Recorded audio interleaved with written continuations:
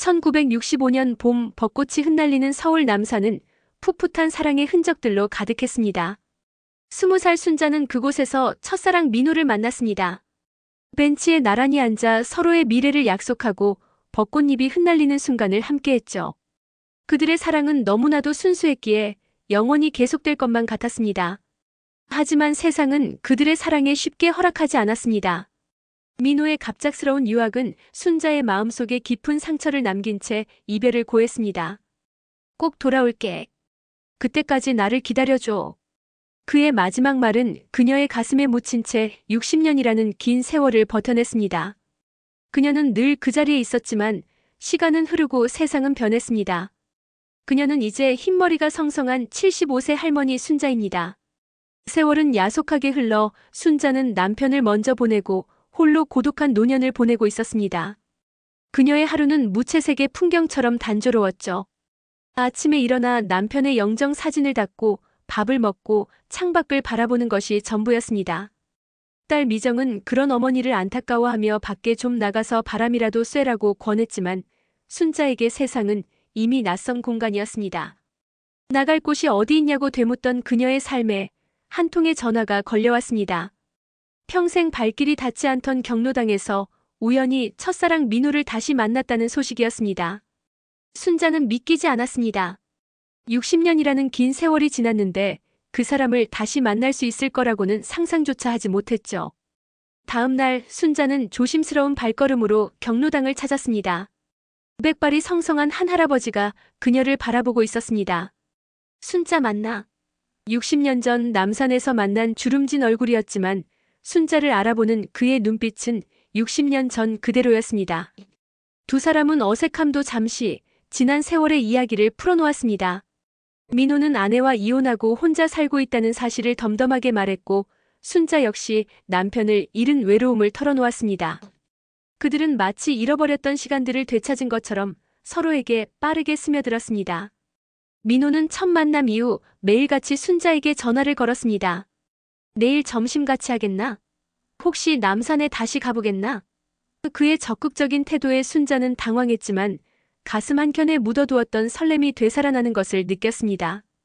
내 나이에 무슨 하면서도 그녀의 마음은 이미 남산으로 향하고 있었습니다. 결국 순자는 용기를 내어 민호의 제안을 받아들였습니다. 그녀는 딸 미정에게 친구를 만나러 간다고 둘러댄 후 오랜만에 화장도 하고 외출복을 차려입었습니다. 젊은 시절의 순자가 돌아온 것만 같았죠. 두 사람은 다시 남산을 찾았습니다. 벚꽃나무 아래 그들의 손길이 닿았던 벤치에는 희미하게 새겨진 이름이 그대로 남아 있었습니다. 순자는 조용히 손가락으로 이름을 따라갔고 민호는 그런 그녀를 따뜻하게 바라보았습니다. 60년 전 약속을 못 지켜서 미안하네. 하지만 이젠 다를 거야. 민호의 진심이 담긴 말에 순자는 눈물을 글썽였습니다. 민호는 순자의 손을 잡고 남은 시간이라도 함께 보내고 싶네라고 고백했고 순자는 남편에게서 느껴보지 못했던 따뜻함에 조심스럽게 마음을 열었습니다. 그들의 사랑은 그렇게 늦은 봄날의 벚꽃처럼 다시 피어나기 시작했습니다. 그녀의 삶은 더 이상 흑백이 아니었습니다. 민호와 함께 걷는 길은 마치 화사한 봄날처럼 느껴졌죠. 새로운 이야기가 시작되는 순간이었습니다. 민호와의 만남 이후 순자의 삶은 180도 바뀌었습니다. 매일 똑같던 그녀의 옷장은 화사한 색으로 채워졌고 거울을 볼 때마다 옅은 미소가 번졌습니다. 그녀의 표정에서는 오랜 외로움의 그림자가 걷히고 소녀 같은 설렘이 다시 피어났습니다. 발걸음은 가벼워졌고 콧노래가 절로 나왔죠. 그녀는 마치 첫사랑에 빠진 20살 처녀처럼 세상을 다시 보기 시작했습니다. 잃었던 젊음을 되찾은 듯한 활기찬 모습이었습니다. 하지만 이 모든 행복은 누구에게도 들켜서는 안 되는 비밀이었습니다. 특히 아들 진호에게는 더욱 그랬습니다. 그녀는 민호와 만날 때마다 친구를 만난다는 변명으로 둘러댔습니다. 애써 아무렇지 않은 척했지만 그녀의 들뜬 마음은 숨기기 어려웠습니다. 아들 진호는 어머니의 달라진 모습에 의아함을 감추지 못했습니다. 요즘 무슨 좋은 일이라도 있으세요? 라고 묻는 아들의 질문에 순자는 그냥 친구를 만나서 그렇다고 얼버무렸지만 진호는 어머니의 행복이 오래가지 않을 거라는 불길한 예감을 직감했습니다. 늘 단정하고 보수적이었던 어머니가 갑자기 외출이 잦아지고 화사한 옷을 입는 모습은 진호에게는 낯설고 불편하게 느껴졌습니다. 그는 어머니가 혹시라도 헛된 일에 빠진 것은 아닐까 하는 걱정과 동시에 자신의 가문에 혹시라도 누가 될까 하는 불안감에 휩싸였습니다. 가족의 명예를 중시하는 진호에게 어머니의 일탈은 상상조차 할 수 없는 일이었으니까요. 민호와 순자의 사랑은 나날이 깊어갔습니다. 그들은 젊은 연인들처럼 함께 영화를 보고 카페에 앉아 이야기를 나누며 서로에게 온전히 집중했습니다. 민호는 순자에게 이젠 숨어다니는 연애 말고 남은 삶을 함께하고 싶다며 동거를 제안했습니다. 순자는 기쁨과 동시에 두려움을 느꼈습니다. 나이 70에 무슨 동거냐는 아들의 반대가 불보듯 뻔했기 때문이죠. 그녀는 남편과의 추억이 가득한 익숙한 집을 떠나 민호와 새로운 시작을 할 수 있을지 깊이 고민했습니다. 오랫동안 혼자 살았던 그녀에게 민호의 제안은 너무나도 달콤했지만 동시에 커다란 용기가 필요한 일이었습니다. 그녀는 자신의 행복과 아들의 시선 사이에서 갈등했습니다. 그러던 어느 날 진호가 불시에 순자의 집을 찾아왔습니다. 어머니의 방을 정리하다가 우연히 서랍 속에서 앨범을 발견했습니다. 앨범 속에는 민호와 순자가 다정하게 손을 잡고 웃고 있는 사진이 들어있었습니다. 젊은 시절의 순자가 아닌 70대 어머니의 연애는 진호에게는 도덕적으로 용납할 수 없는 일이었습니다. 그는 충격과 분노에 휩싸였습니다. 엄마, 이게 다 뭐예요? 이 사람 누구냐고요? 진호의 거친 목소리에 순자는 크게 당황했습니다. 숨겨왔던 행복이 한순간에 산산조각 나는 순간이었습니다. 순자는 내 삶을 내가 선택하겠다며 맞섰지만 진호는 이게 무슨 망신이냐며 어머니의 마음을 전혀 이해하지 못했습니다. 아들의 비난은 비수처럼 그녀의 심장을 찔렀습니다. 진호는 어머니의 행복이 아닌 자신의 가족 명예를 먼저 생각했습니다. 그는 어머니의 일탈이 자신들의 사회적 지위에 흠집을 낼까 두려웠습니다. 결국 진호는 민호의 연락처를 알아내 직접 찾아가 만나지 말라고 경고하기에 이릅니다. 어머니에게 당장 접근을 멈추세요. 당신이 뭔데 우리 가정을 흔드는 겁니까? 진호의 분노에 찬 목소리가 울려 퍼졌습니다. 순자는 아들 때문에 사랑하는 민호가 상처받을까봐 노심초사했습니다. 자신의 행복이 가족에게는 수치스러운 일이라는 현실은 순자에게 큰 절망감을 안겨주었습니다. 그녀는 사랑하는 사람을 지키고 싶었지만 그럴수록 가족과의 관계는 더욱 위태로워지고 있었습니다. 순자는 숨죽여 흐느꼈습니다. 그녀의 행복은 과연 허락될 수 있을까요? 진호의 무자비한 행동은 순자를 더욱 고통스럽게 만들었습니다. 그는 어머니의 행복을 위한다는 명목으로 순자를 억압하기 시작했습니다. 민호와의 연락을 완전히 차단하기 위해 순자의 휴대폰을 빼앗아 숨겼습니다. 순자는 마치 감금된 것처럼 자신의 방에 갇혀 지냈습니다. 창밖을 바라보는 그녀의 눈빛에는 깊은 상실감과 절망이 가득했습니다. 사랑하는 사람과 강제로 떨어지게 된 현실은 그녀를 병들게 했습니다. 하루가 멀다 하고 찾아오던 민호의 전화는 더 이상 울리지 않았습니다. 그녀의 세상은 다시 흑백으로 변하고 있었습니다. 민호는 순자와 연락이 끊기자 불안감에 휩싸였습니다. 매일같이 걸던 전화는 받지 않고 문자 메시지에도 답이 없었습니다. 그는 순자에게 무슨 일이 생긴 것은 아닐까 하는 걱정에 결국 순자의 집으로 달려갔습니다. 현관문 앞에서 마주친 사람은 다름 아닌 아들 진호였습니다. 당신이 감히 우리 어머니의 삶을 망치는 겁니까? 라고 소리치는 진호와 사랑의 나이가 무슨 상관인가? 라고 맞서는 민호의 싸움은 격해졌습니다. 두 남자는 서로를 향해 날을 세웠고 그들의 다툼은 주먹다짐 직전까지 갔습니다. 그때 미정이 달려와 둘을 말렸습니다. 미정의 중재로 민호는 더 이상의 충돌을 피했지만 순자를 향한 간절한 마음만은 숨길 수 없었습니다. 그는 진호에게 순자 씨에게 내가 기다린다고 전해줘라는 말을 남긴 채 발길을 돌렸습니다. 순자는 아들 때문에 사랑하는 사람과 강제로 떨어지게 된 현실에 무너져 내렸습니다. 그녀는 진호의 행동에 강하게 반항했습니다. 식음을 전폐하며 침묵으로 저항했습니다. 이것이 나의 마지막 투쟁이다라고 말하는 듯 했습니다. 나흘이 지나도록 아무것도 먹지 않는 순자의 모습에 미정은 초조해졌습니다. 어머니의 건강이 급격히 나빠지는 것을 보며 미정은 더 이상 좌시할 수 없다고 판단했습니다. 오빠, 이러다 엄마 정말 큰일 나. 제발 엄마 좀 놔드려. 미정은 진호에게 간절히 호소했습니다. 하지만 진호는 어머니의 명예를 지키기 위해서라며 자신의 행동을 합리화했습니다. 그는 자신의 신념이 옳다고 믿었기에 어머니의 고통을 외면했습니다. 순자의 건강은 급격히 나빠졌고 그녀의 삶은 다시 무채색의 절망으로 물들었습니다. 그녀는 마치 세상에서 버려진 것처럼 홀로 고립감을 느끼기 시작했습니다. 사랑을 지키고 싶었지만 가족과의 관계까지 위태로워지자 순자는 큰 갈등에 직면했습니다. 그녀의 마음은 찢어질 듯 아팠습니다. 내가 이렇게까지 해야 할까? 이 나이에 사랑이 뭐라고 순자는 혼잣말처럼 중얼거렸지만 민호에 대한 그리움은 더욱 커져만 갔습니다. 그녀는 자신의 행복을 포기해야 할지 아니면 아들과의 관계를 끊고 사랑을 택해야 할지 기로에 섰습니다. 밤늦도록 잠 못 이루는 순자의 눈에서는 하염없이 눈물이 흘러내렸습니다. 그녀의 행복은 과연 허락될 수 있을까요? 이 나이에 찾아온 뒤늦은 사랑은 그녀에게 고통만을 안겨줄 뿐일까요? 순자의 단식 투쟁은 닷새째로 접어들고 있었습니다. 앙상하게 마른 그녀의 몸은 더 이상 버틸 힘이 없어 보였습니다. 미정은 어머니의 침대 곁을 떠나지 못하며 오빠 진호에게 끊임없이 전화했습니다. 오빠, 제발 정신 좀 차려.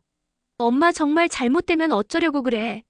미정의 절규 섞인 목소리는 진호의 굳건했던 마음을 흔들기 시작했습니다.